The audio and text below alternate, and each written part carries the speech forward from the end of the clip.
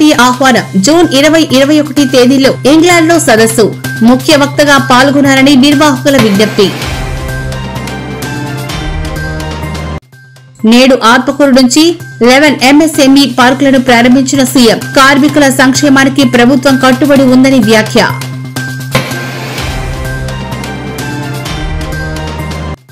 ఆర్టీసీని కాపాడుకునే బాధ్యత మీదే, సమ్మె విరమించుకోవాలంటూ ఆర్టీసీ కార్మికులకు రేవంత్ విన్నపం.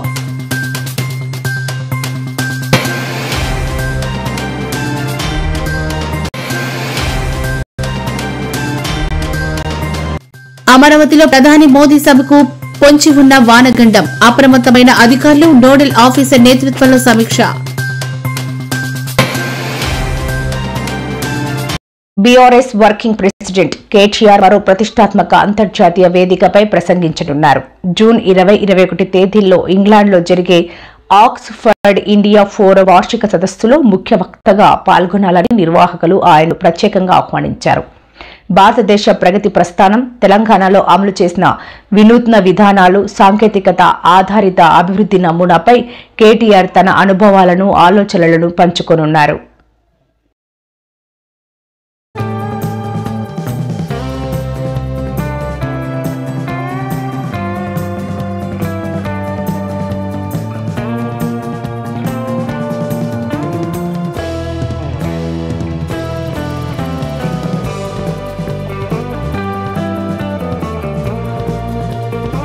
Now is the Minister KTR.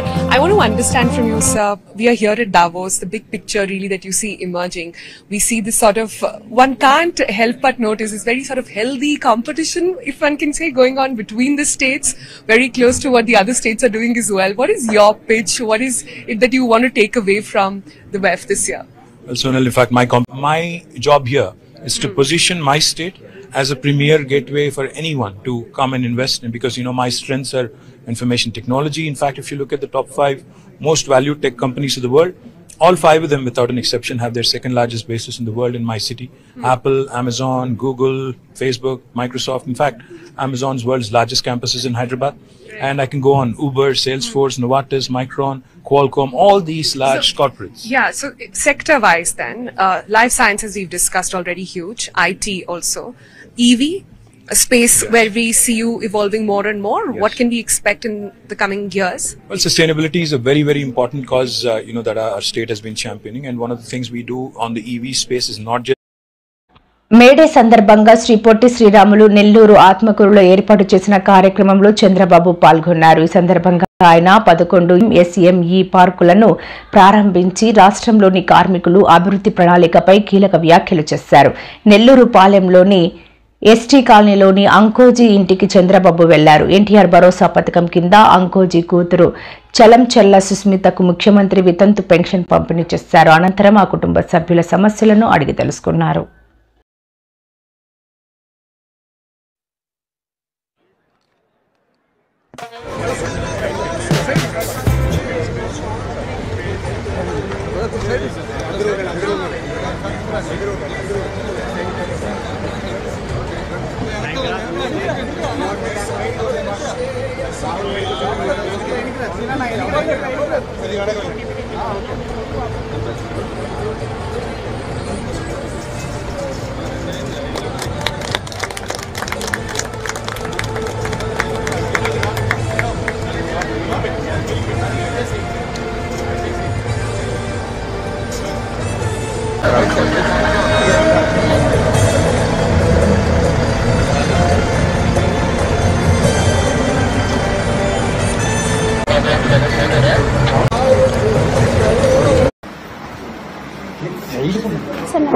నమస్కారం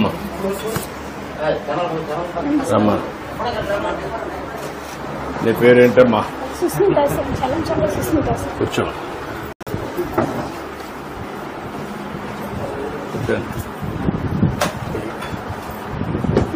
నమస్కారం అండి. నమస్తే అమ్మా. మా ఇంటికి వచ్చినందుకు చాలా హ్యాపీగా ఉంది సార్. గుడ్. మీరు ఈవెంట్ టైం కూడా మా కోసం ఈవెంట్ టైంలో కూడా మా ఇంటికి రావడం చాలా పండగలాగా ఉంది సార్. నువ్వు చిన్న ఇండస్ట్రీ పెట్టుకుంటావా? ఏదన్నా డబ్బులు అవన్నీ ఇప్పిస్తే, లోన్ అవన్నీ ఇప్పిస్తే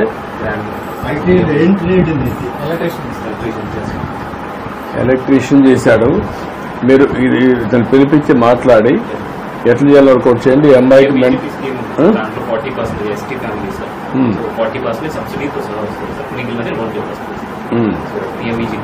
ఎంత వస్తుంది మనకు అది subsidy? Unlimited 10 lakhs 15 lakhs unit cost బట్టి సబ్సిడీ 40% సబ్సిడీ. ఇక్కడ ఏమేమి యాక్టివిటీస్ ఉన్నాయని ఐడెంటిఫై చేశారు సార్? అంటే ఈ విలేజ్ అయితే మాత్రం మోస్ట్లీ వీళ్ళందరూ మేజర్గా అగ్రికల్చర్ ఆర్ లేదు సార్, తక్కువ మంది ఓన్లీ 8 మంది మాత్రం ఆటోకి వెళ్ళిన వాళ్ళు ఉన్నారు సార్, కన్స్ట్రక్షన్ వర్క్ వెళ్ళిన వాళ్ళు ఉన్నారు సార్. ఎస్టీ మేజర్గా అగ్రికల్చర్ వర్క్ లేదంటే ఇది సొంత వర్క్ కన్స్ట్రక్షన్ వర్క్ కూలి పనికి వెళ్ళిన వాళ్ళు ఉన్నారు సార్. ఇక్కడ ఉన్న ఏజ్ గ్రూప్ ట్రాక్టర్ డ్రైవర్లుగా, ఆటో డ్రైవర్లుగా అట్లున్నారు సార్. ఎవరికి ఓన్ వెహికల్ లేదు. పట్టణ గ్రామంలో రైతులు కానీ నాయుడు గారు కానీ వాళ్ళ వెహికల్కి వీళ్ళు లేబరర్స్గా డ్రైవర్గా డైలీ కూలి 700 రూపాయలు ఇస్తారు ఒక డ్రైవర్కి. అలాంటిది ఏమైనా చేయగలుగుతావా? చేసుకోగలుగుతారా మీరు ఇద్దరు ముగ్గురు కలిసి? ఆటో ఇది ట్రాక్టర్ కొనిస్తే వ్యవసాయం కానీ అటువంటిది చేయలేవా పనులు?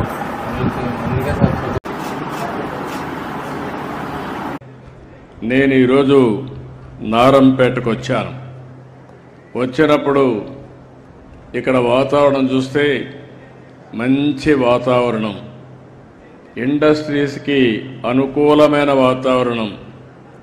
ఇక్కడ ఇండస్ట్రీ వస్తే ఈ గ్రామ చరిత్ర మారిపోతుంది, రూపురేఖలే మారతాయి.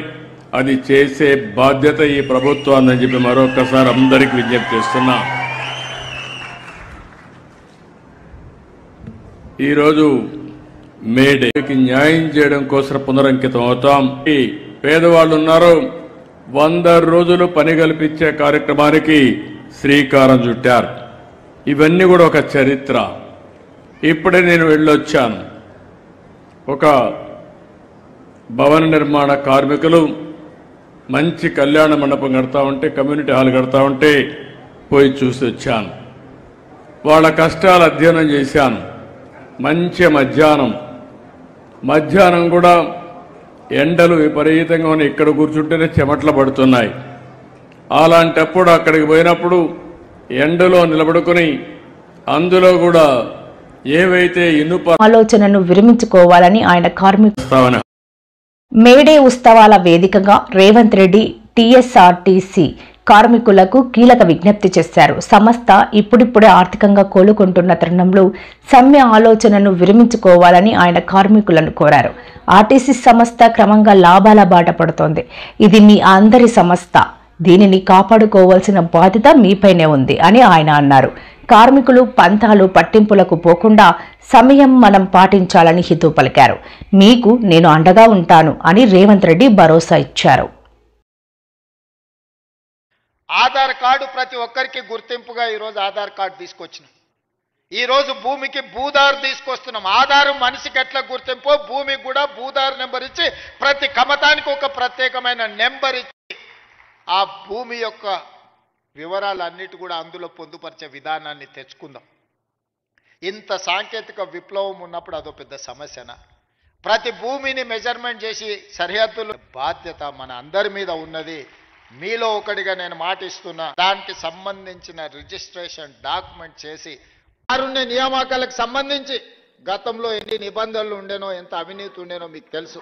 కానీ మన ప్రభుత్వం వచ్చిన తర్వాత కారుణ్య నియామకాలను సరళీకృతం చేయడమే కాకుండా దాదాపుగా 400 పైచిలకు కారుణ్య నియామకాలు సింగరేణి సంస్థలో మనం చేపట్టడం జరిగింది.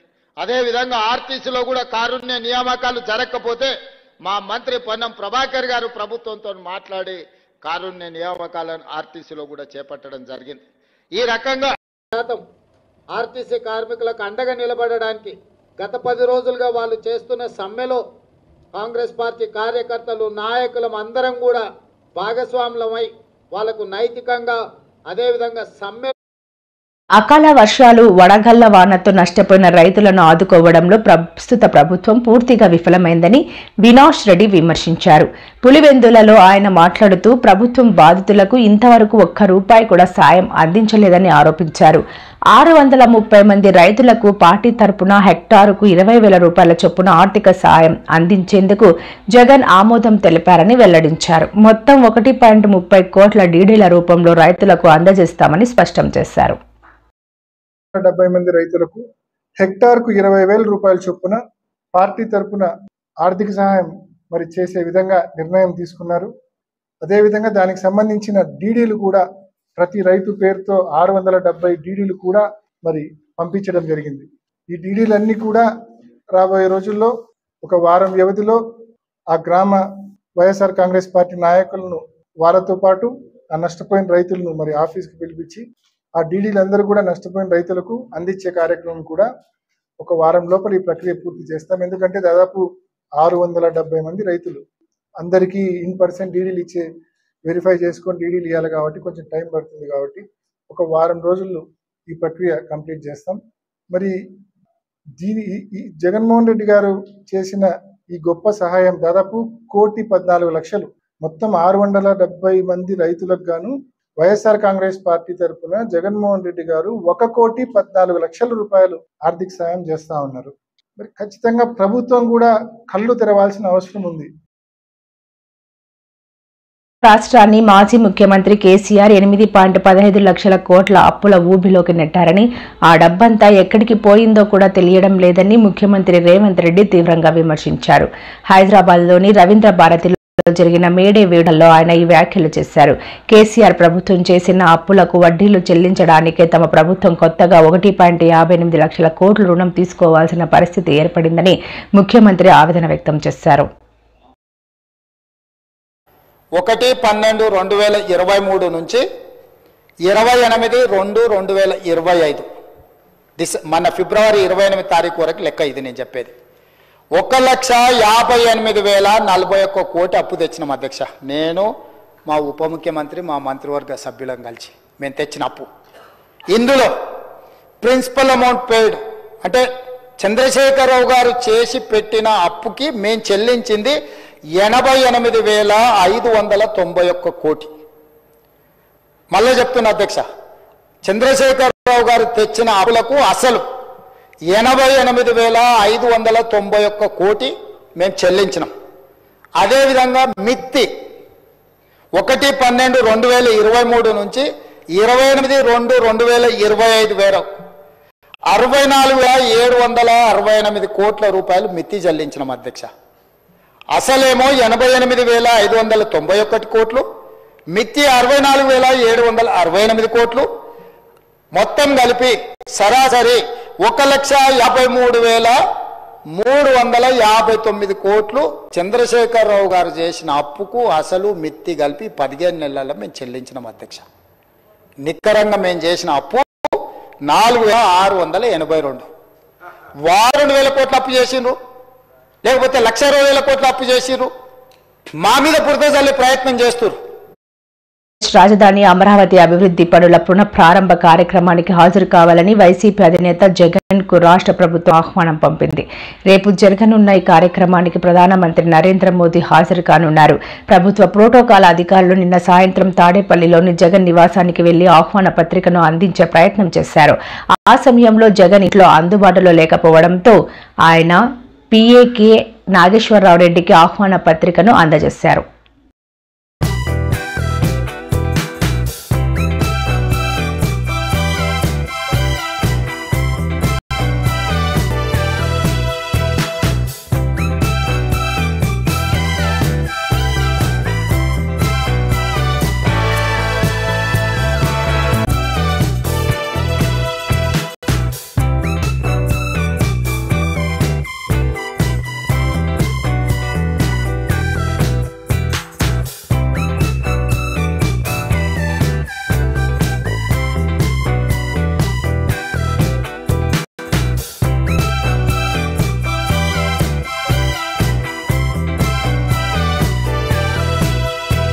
కార్యక్రమానికి లక్షల సంఖ్యలో ప్రజలు హాజరవుతారని అంచనా వేస్తున్న తరుణంలో వర్షం ముప్పు పొంచి ఉండటంతో యంత్రాంగం అప్రమత్తమైంది.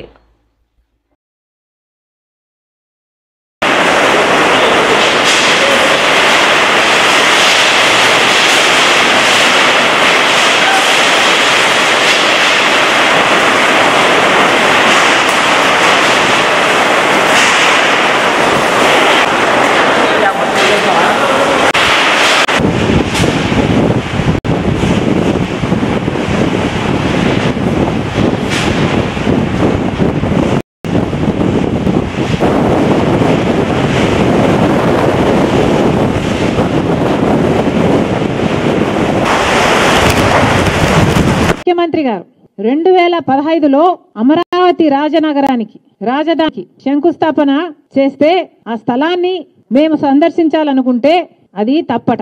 నిజానికి ఇది తప్పు కాదు, నిజానికి నామోషి. వాళ్ళ తప్పు ఎత్తి చూపుతున్నామని ముందే భుజాలు తడుముకోవడం. మోడీ గారు వస్తున్నారట కాబట్టి ఇవేవి ఎత్తి చూపొద్దట. సరేనా?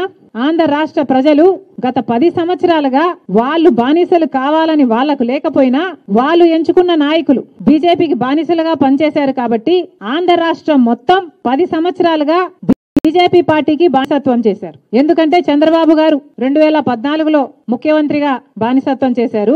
2019 నుంచి జగన్మోహన్ రెడ్డి గారు దాన్ని అందిపుచ్చుకున్నారు. అంటే 10 సంవత్సరాలుగా ఆంధ్ర రాష్ట్ర ప్రజలని మోడీకి బానిసలుగా చేశారు. ఇప్పుడు కూడా అలాగే బానిసత్వంలోనే ఉండాలి, మా తప్పులను మీరు ఎత్తి చూపడానికి లేదు అని ఈరోజు కాంగ్రెస్ పార్టీ అధ్యక్షురాలుగా కాంగ్రెస్ పార్టీ తరపున మేమందరము కలిసి అక్కడికి వెళ్లి ధర్నా చేయాలి అనుకుంటే అది తప్పైపోయిందట. సిటీలో ఎక్కడైనా ఏదైనా ధర్నా చేయాలి అంటే పర్మిషన్లు తీసుకోవాలి. మేము తీసుకుంటున్నాం. ఏ తాలి బజావుకైనా ఇంకో దానికైనా పర్మిషన్లు తీసుకునే చేస్తున్నాం. అదేదో శివార్లలో ఉంది, అక్కడికి ఎవడు పోడు. ఇప్పటికీ కూడా అమ్మ వీడియో ప్లే చేయి. ఇప్పటికీ కూడా వీళ్ళు శంకుస్థాపన చేసిన స్థలానికి పందులు పురుగులు తప్పితే ఏవీ లేవు. ఇక్కడ చెట్లు పుట్టలు తప్పితే ఏమీ లేవు. ఇది 10 సంవత్సరాలుగా మోడీ గారు శంకుస్థాపన చేసిన తర్వాత అక్కడ జరిగిన అభివృద్ధి. ఇది ఈ గడ్డి, ఈ చెట్లు, మోడీ గారు చేసిన అభివృద్ధి మనకు రాజధాని. ఇది 10 సంవత్సరాలుగా మన రాజధాని. ఏది మోడీ గారే స్వయంగా వచ్చి శంకుస్థాపన చేసి అట్టహాసంగా ఈ శిలా పథకాన్ని ఇంత అట్టహాసంగా ఇక్కడికి వచ్చి చేసి వెళ్లారు. ఇక్కడ చెట్లు పుట్టలు తప్ప ఏమీ లేవు, పందులు పురుగులు తప్పితే ఏవి ఇక్కడ సంచరించను కూడా సంచరించు. ఇలాంటి స్థలానికి మేమెళ్ళి మోడీ గారు 10 ఏళ్ళు అయింది మీరు వచ్చి, మరి దీని కథ ఏమిటి, దీనికి ఏం సంజాయిషి ఇస్తారండి అని మేము అడగాలనుకుంటే మమ్మల్ని ఏం చేశారండి? హౌస్ అరెస్ట్ చేశారు. దేనికి? స్పష్టంగా మీరు భయపడుతున్నారనే కదా అర్థం. మీ తప్పులు ఎత్తి చూపుతాము, ప్రజలు గమనిస్తున్నారు, అందుకే కదా మోడీ గారు వచ్చారండి. మోడీ గారు వచ్చి ఉట్టి చేతులతో రాలేదు, 10 సంవత్సరాలు మట్టి చేతులతో వచ్చారు. పార్లమెంట్ నుంచి మట్టి తెచ్చారట, యమునా నది నీళ్లు కూడా తెచ్చారట. దానికి మోడీ గారు చెప్పింది పార్లమెంట్ నుంచి నేను మట్టి తెస్తున్నాను అంటే ఇది ఊరికే తేవటం లేదు. మోడీ గారి వీడియో ప్లే చేయమ్మా. ये सिर्फ संसद परिसर की मिट्टी या यमुना जी नदी का जल इतना ही नहीं है, ये तो एक प्रकार से देश की राजधानी. సంవత్సరాలలో కనీసం 10,000 కోట్లైనా ఇచ్చారా? పోనీ 5,000 కోట్లైనా ఇచ్చారా? ఏం చేశారు?